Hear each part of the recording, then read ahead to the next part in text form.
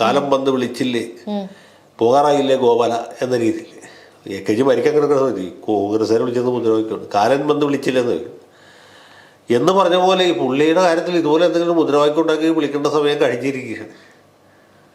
പ്രായാധിക്യമുണ്ട്, അനാരോഗ്യമുണ്ട്, നടക്കാൻ വയ്യ. എന്നാലും അങ്ങനെ ആ സ്ഥാനത്തിരുന്ന് മരിക്കുള്ളൂ എന്നുള്ള ഒറ്റ വാശിയിലാണ്. അപ്പോൾ പുള്ളിയുടെ കാര്യത്തിൽ ഈ വൈദ്യശാസ്ത്രം പരാജയപ്പെട്ടാലേ നമുക്ക് എന്തെങ്കിലും ആശയ്ക്ക് വേണ്ടു. എന്നാൽ തന്നെ ആരെ എന്നുള്ള ചോദ്യം വേറെ നിൽക്കുകയാണ്. അപ്പോൾ അതൊരു പ്രശ്നമാണ്. ഇപ്പോൾ ഈ രണ്ടാം തരം മൂന്നാം തരം നേതാക്കന്മാരൊക്കെ പുള്ളി പണ്ടേ വെട്ടി നിരത്തി ഒരു ഘടകമല്ലേ. ഇപ്പോൾ കോടിയേരി ബാലകൃഷ്ണനപ്പോൾ നമുക്ക് സംശയമില്ല, പിണറായി കഴിഞ്ഞാൽ കോടിയേരി. അടുത്ത ആൾ ജയരാജനായിരുന്നു, MV ജയരാജൻ. ജയരാജനെ പുള്ളി ഇല്ലായ്മ ചെയ്തു. പിന്നെ അടുത്ത ആളാണ് ഗോവിന്ദൻ. അപ്പോൾ ഗോവിന്ദൻ മാഷ് ഇദ്ദേഹത്തെ റീപ്ലേസ് ചെയ്യുകയാണെങ്കിൽ എന്ത് മാത്രം എന്ന ചോദ്യമുണ്ട്. പിന്നെ ഇടക്കാലത്തുണ്ടായിരുന്ന മറ്റെല്ലാ നേതാക്കന്മാരും വിട്ടു. പിന്നെ ബാക്കിയുള്ളത് P. രാജീവ്, KN. ബാലഗോപാൽ, ഇങ്ങനെയുള്ള ആളുകളാണ് അടുത്ത സെറ്റ്.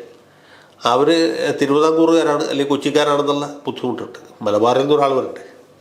പിന്നെ പുള്ളി ആഗ്രഹിക്കുന്ന നേതാവ് എന്ന് പറയുന്നത് റിയാസാണ്. പിന്നെ മുമ്പ് റിയാസിനെ ഏൽപ്പിച്ചിട്ട് പോകണമെന്നുള്ളതാണ് എനിക്ക് തോന്നുന്നത്. പുള്ളി അതിനുവേണ്ടിയുള്ള കരുനീക്കങ്ങളാണ് നടന്നാൽ ഇത്തവണ പ്രതിപക്ഷ നേതൃസ്ഥാനത്ത് നിന്ന് മാറി വേറെ ആൾക്ക് ചുമതല ഏൽപ്പിച്ചാൽ. അപ്പോൾ പുള്ളി വിടാതെ പിടിച്ചിരിക്കുകയാണ്.